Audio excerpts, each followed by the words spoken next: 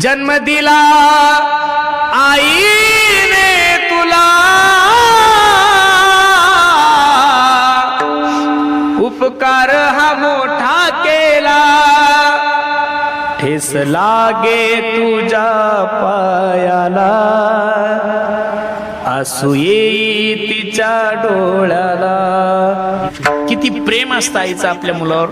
छोटंसं उदाहरण तुम्हाला सांगतो, फक्त थोडं लक्ष द्या माझ्या कीर्तनाकडे. हे बघा, ज्या दिवशी माणसाच्या जीवनातली माय जाईल ना रे गड्यांनो, त्या दिवशी प्रत्येकानं समजून चाला की आपल्या जीवनातलं प्रेम गेलं.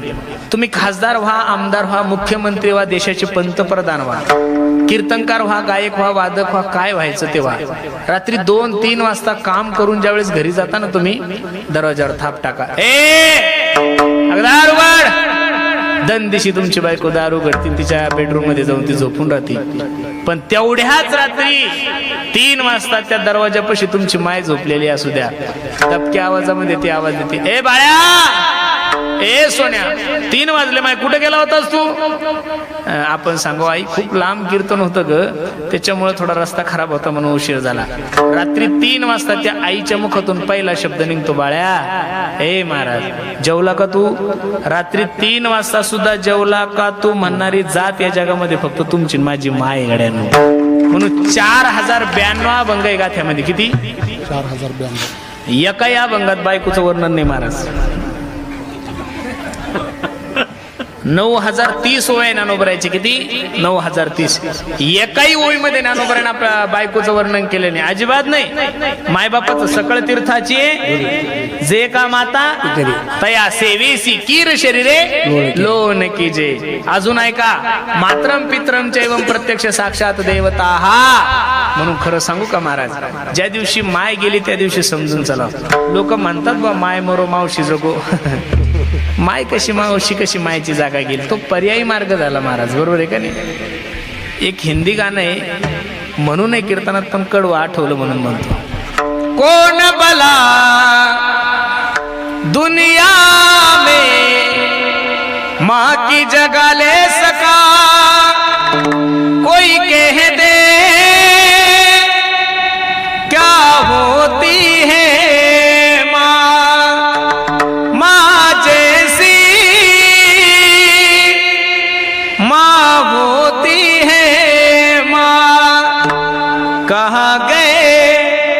ममता भरे दिन, कैसे कोई जिए माँ तेरे बिन. ओ माँ तुझे ढूंढूं मैं कहाँ, माँ के बिना सुना है जहाँ.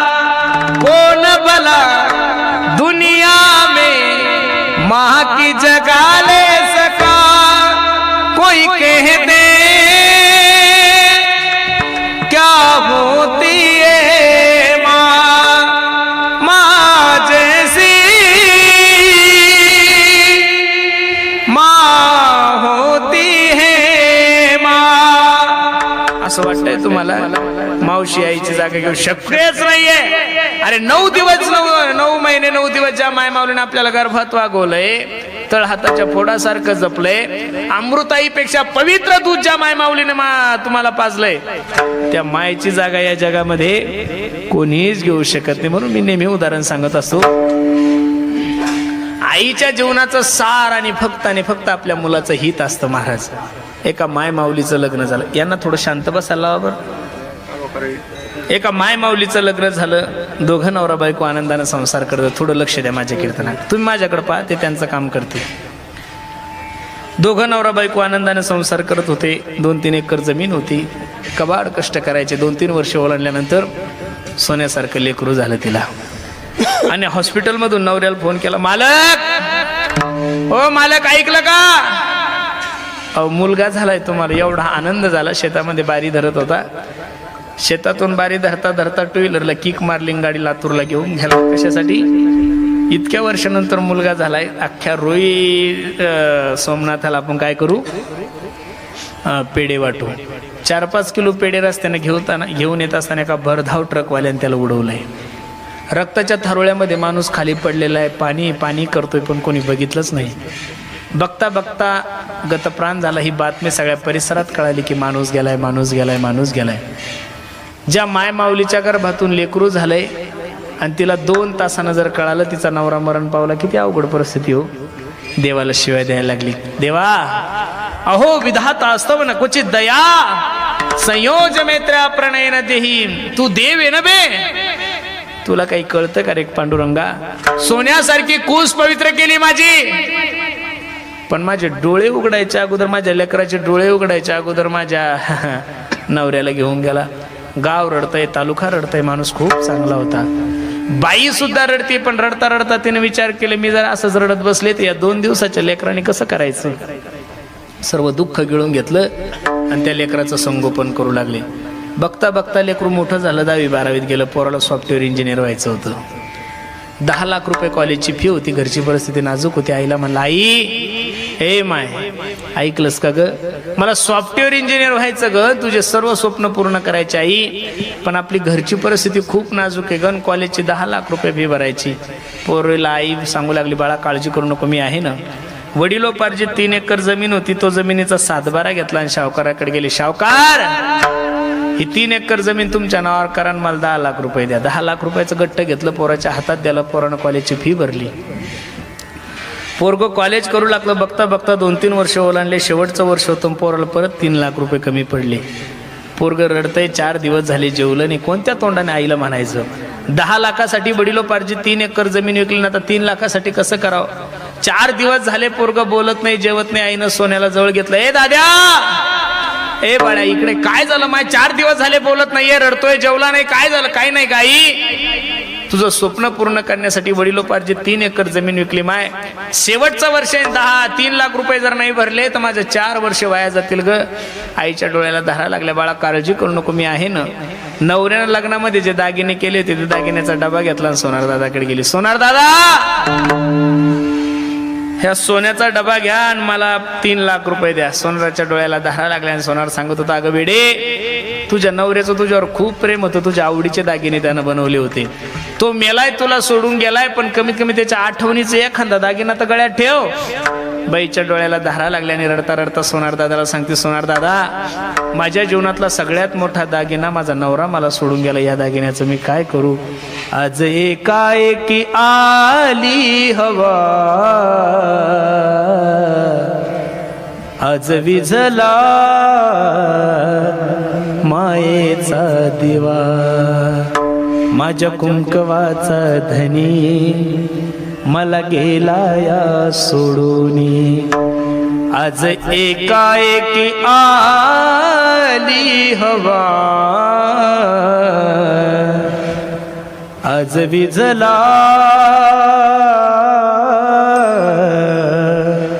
मायेचा दिवा. 3 लाख रुपये घेतले, पोराच्या हातात दिलं. पोरग सॉफ्टवेअर इंजिनियर झाले. प्रमाणपत्र पोराच्या हातात पडल्यानंतर पोराच्या डोळ्याला धारा लागल्या. आईला फोन केला, ए माय, ए आई, तुझ्या आशीर्वादाने मी इंजिनियर झालो ग, खूप कष्ट केले ग माय तू माझ्यासाठी. मला माहिती आई, माझं शिक्षण होईपर्यंत मला कधीच तू जुन्या ड्रेसवर शाळेत पाठवलं नाही, आणि माझं कॉलेज होईपर्यंत तू कधीच नवी साडी अंगावर घातली नाही ग. तू शिळ्या भाकरी खाल्ल्या पण मला ताजा डबा दिला. हे बघ माय, या माझ्या अंगावरची कातडी काढली, त्याची चप्पल जरी शिवली तरी मी तुझ्या उपकारातून ऋणी नाही होऊ शकत. पण आई ऐक ना, आजपर्यंत तू कष्ट केले, पण आता मी काम करणार आणि तू आराम करायचा. ज्या कॉलेजमध्ये मुलगा राहत होता त्याच कॉलेजमध्ये त्यांच्या नातेवाईकाची मुलगी होती, दोघांचं लग्न झालं. तिलाही 3 लाख रुपये पेमेंट आणि यालाही 3 लाख रुपये पेमेंट. एवढी सेवा करत होती आईची, एवढी सेवा करत होती की आईला पलंगावून खाली उतरायची सुद्धा गरज पडत नव्हती, एवढं प्रेम होतं. बघता बघता आईचं वय 75 वर्षात झालं ना. आईचं दुर्भाग्य असायला एक रोग लागला, त्या रोगाचं नाव होतं टीबी. दिवसभर म्हातारीला काही होत नव्हतं, पण सायंकाळ झाली की म्हातारीला खोकला यायचा. एवढ्या जोऱ्यानं खोकलायची म्हातारी अख्खी कॉलनी त्रस्त झाली होती. यांना अनेक MD डॉक्टरांना दाखवलं, MBBS डॉक्टरांना दाखवलं, आयुर्वेदावाल्यांना दाखवलं, पण कुणच फरक पडत नव्हता. 6-7 वर्ष झाले, 2-4 लेकरं झाले, आणि एक दिवस बायकोने याला आवाज दिला, ओ मालक इकडे या. हा गेला काय 7 वर्ष झाले मी तुमच्या आईची सेवा करते. दिवसभर ऑफिसला काम करावं लागतं, संध्याकाळी थोडं लेकराकडे बघावं, जेवण आराम करावं. मला तुमची आई रात्रभर खोकलत बसते. बघा आता मला हा त्रास सहन होत नाही. एक तर घरामध्ये मी राहील किंवा तुमची आई. डसा डसा रडायला लागलं पोरगण. बायकोच्या पाया पडता ग वेडे, मी 2 दिवसाचा असताना माझा बाप मरण पावलाय का. काय म्हणलं पोरग, ए वेडे ऐक, मी 2 दिवसाचा असताना माझा बाप मरण पावला. त्या दिवसापासून आतापर्यंत माझ्या आईने मला कधी बापाची कमी नाही पडू दिली ग. जास्त दिवस नाही जगणार. मी डॉक्टरांना विचारलंय 1.5 ते 2 वर्ष माझ्या आईचं आयुष्य आहे ग. आणि अशा अवस्थेमध्ये जर मी माझ्या आईला सोडून दिलं तर मला ब्रह्मपातक लागल ग. तिला माझ्याशिवाय कोणीच नाहीये. आईविषयी लेकराचं प्रेम पाहिल्यानंतर बायकोला राग आला. एवढं जर प्रेम तुमचं तुमच्या आईवर आहे, सांभाळा तुमच्या आईला, मी घर सोडून चालले. पोराला एकीकडे माय झाली, एकीकडे बायको झाली, 2 लेकरं पाहिजे. कसं करावं काय करावं. पोरग मध्यरात्री 10 वाजता आईच्या रूम मध्ये गेलं, आईच्या दरवाजाला थाप टाकला. ए आई दार उघड. आईने दार उघडलं. काय रे सोन्या, काय नाही आई, चाल मी तुला काशीला घेऊन जातो म्हणून पोरानं आईचा हात धरला आणि एका घनदाट जंगलामध्ये पोरगा आईला घेऊन चाललाय. अंधाराची रात्र आहे, अमावस्याची रात्र आहे, काळा कुट्टा अंधार आहे. ज्या रस्त्याने चालले होते त्या रस्त्यात एवढी झाडी दाट होती, झाडाची पालवी खाली लोंबलेली होती. आई झाडाचा पाला तोडायची, खाली टाकायची, पाला तोडायची, खाली टाकायची. मध्ये जंगलामध्ये गेल्यानंतर पोरगा आईला म्हणता, आई 10 मिनिटं इथं बैस, मी आलोच. आईला कळलं आता पोरग आता गेलं की परत येणार नाही. आईना हंबरडा फोडला, लेकराला आवाज द्याला, ए सोन्या, ए दादा इकडे ये. 9 महिने 9 दिवस तुला या गर्भात वागवलंय रे मी. तळ हाताच्या फोडासारखं जपलं. सोन्या माझं तुझ्यावर किती प्रेम होतं एका वाक्यात सांगू का तुला. मी लहानपणी जर तू लहान असताना मी जर किचन मध्ये काम करत असेल आणि तू जर बैठकीत खेळत असेल ना पोरा, तुझ्या रडण्याचा आवाज जर माझ्या कानावर आला ना पोरा, तर माझ्या स्तनामधून दूध येत होतं रे. एवढं प्रेम करत होते मी तुझ्या. मला कळलंय तुला माझी अडचण झाली. आनंदानं घरी जा. माझ्या सुनबाईला जीवला, माझ्या नातवंडाला जीवला. फक्त माझी विनंती पोरा, मी ज्या रस्त्याने पाला टाकला त्या पाल्यानं घरी जा, म्हणजे तुला रस्ता सापडल. संपलं माझं उदाहरण. कीर्तनाकडे या. ज्या मुलाने आपल्या आईला मृत्यूच्या दारात सोडलंय, ज्या मुलाने आपल्या आईला मृत्यूच्या मुखात सोडले, तरी सुद्धा ती आई आपल्या मुलाचा हिताचाच विचार करते. म्हणून तुकोबारायला म्हणावं लागलं, लेकुराचे हित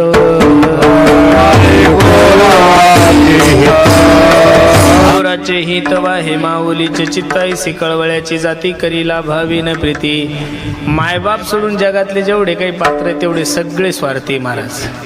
प्रमाण घ्या. जोवरी चळन गा तोवरी म्हणती माझा, मानती लहान थोर देह सुखाचे आकाचा, इंद्रिय मावळली आला बागुल, जन हे सुखाचे दिल्या घेतल्याचे अंतकाळीचे, झाल्या हिन शक्ती नाक मुख गळती, सांडून या पडती रांडा पोरे. म्हणून सर्वांना माझी विनंती, जोपर्यंत हा नरदेह चांगला आहे तोपर्यंत देवाचं चिंतन करा. ऐका गड्यांनो, गेलेली सत्ता परत मिळू शकते 1, गेलेली प्रॉपर्टी मिळू शकतात 2, गेलेला पैसा कमवू शकतात 3, पण एक गोष्ट जीवनामध्ये कधीच परत मिळत नाही. Life is not once more. Life is not once more. किती पैसे खर्च केले म्हणजे आयुष्य मिळेल? अजिबात नाही महाराज. सगळे एजन्सी आहे, मोबाईलची एजन्सी आहे, गॅसची एजन्सी आहे, सगळ्या गाडीची एजन्सी, सगळे एजन्सी आहे, पण मानवाची एजन्सी अजून कुठं तयार झालेली. माझे गुरुजी मला एक त्रिकुटी सांगतात, एक तर नरदेह मिळत नाही, 1 मिळाला तर टिकत नाही, 2 आणि टिकाला गेला की परत मिळत नाही, 3. मग एवढा अनमोल किमतीचा नरदेह प्राप्त झालाय ना. माणूस जन अनमोल रे, अरे मिट्टी में न खोल रे,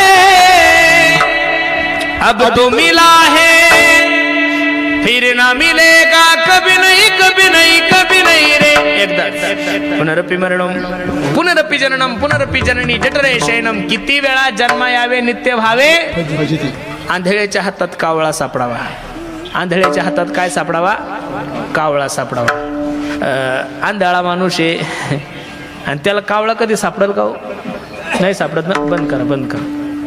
आंधळ्याच्या हातात कावळा सापडावा, तसा नरदेह सापडलाय तुम्हाला आणि मला.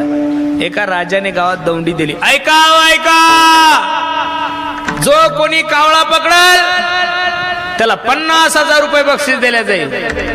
आता डोळेवाल्यांनी विचार केला कावळा काही पकडायची गोष्ट आहे का? 10 किरावी दिलंच मोठ्या मुश्किलीने सापडतो.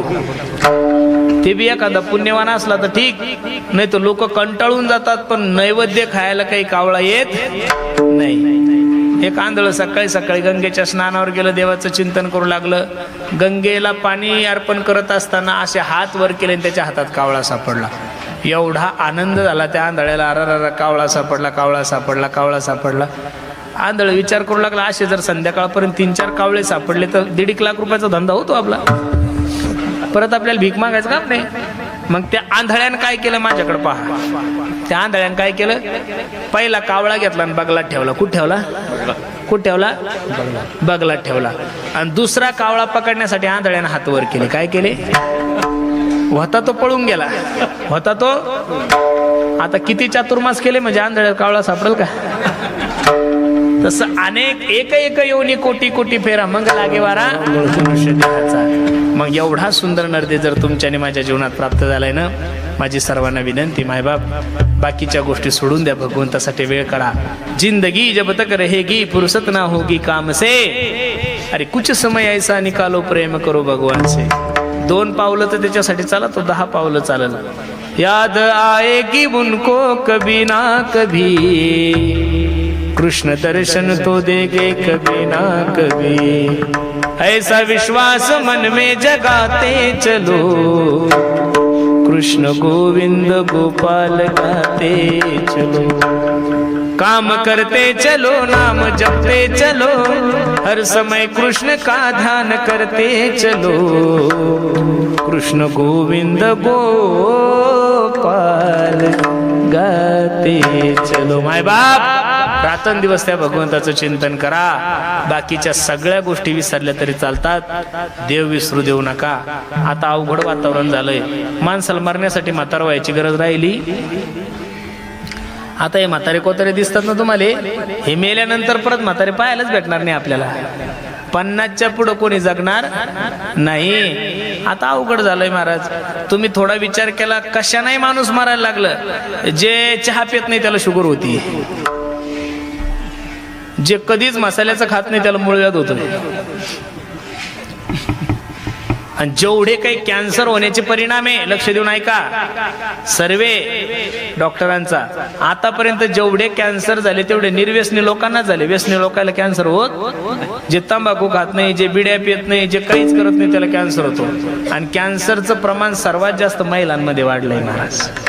कोणता रोग कोणत्या रूपानं कधी तुमच्या घरी येईल काही सांगता येत नाही. तुम्ही जे खाताय ते फळं खातच नाहीये, तुम्ही जे खाताय तो भाजीपाला खातच नाही, तुम्ही विष पेताय. काय पेताय? विष खाताय. अरे रात्री कच्चे असणारे केळे सकाळी पिवळे धमक होतात. टरबूज लाल व्हायच्यासाठी इंजेक्शन आहे, अजून तुम्ही सगळं इंजेक्शनावरच चाललंय ना महाराज.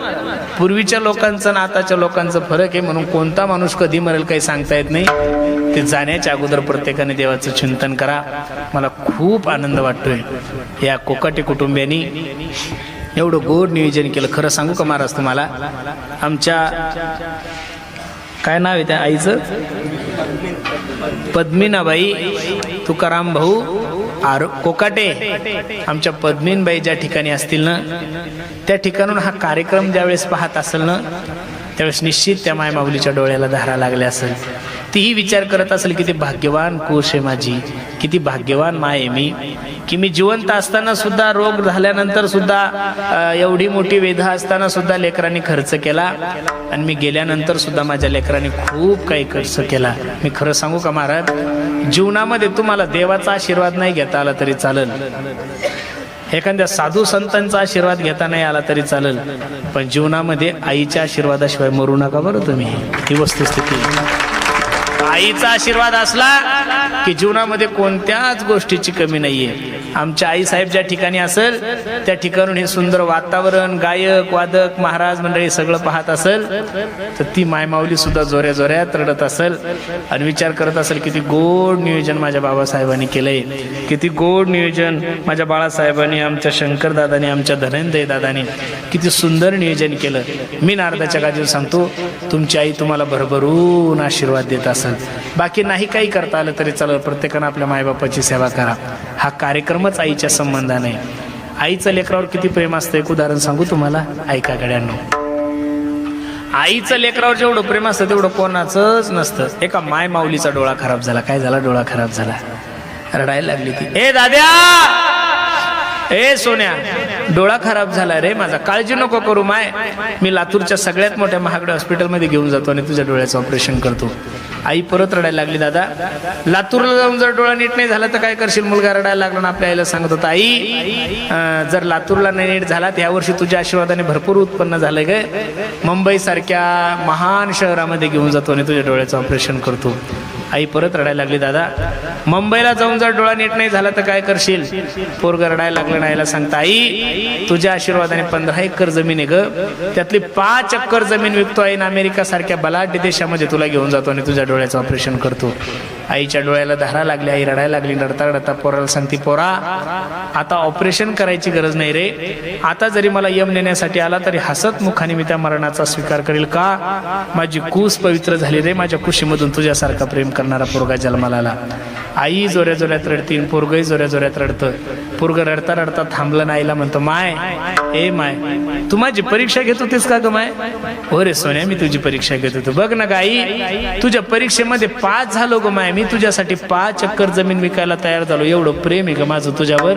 पण आई ऐक ना ग, दुर्दैवानं जर माझा डोळा खराब झाला तर तू माझ्यासाठी काय करशील? बसणारी मंडळी, एवढं उत्तर घेऊन माझं घरी जा, मी समजेल माझं कीर्तन सार्थक झालं. म्हातारी आई होती, रडता रडता पदरानं डोळे पुसले आणि आपल्या लेकराला सांगितलं, सोन्या, हे वाघा, तुझा डोळा खराब झाल्यानंतर तुझी आई तुला दवाखान्यात नाही नेणार रे माझ्या सोन्या, माझा डोळा काढून तुझ्या हातात दिली, एवढं प्रेम या जगामध्ये.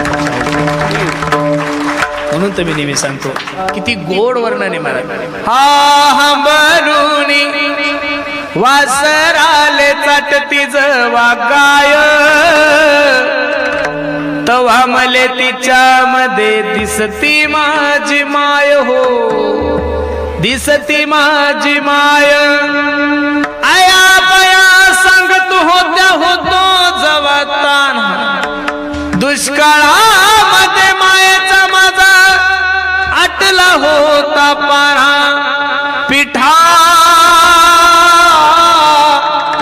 पिठामध्ये पाणी टाकून मला पाजत जाये, तवा मले पिठामध्ये दिसती माझी माय हो, दिसती माझी माय. अशा अनेक लोकांनी आपल्या आईचं वर्णन केलंय. मी नेहमी सुद्धा माझ्या आवडीनं म्हणत असतो, आई माझी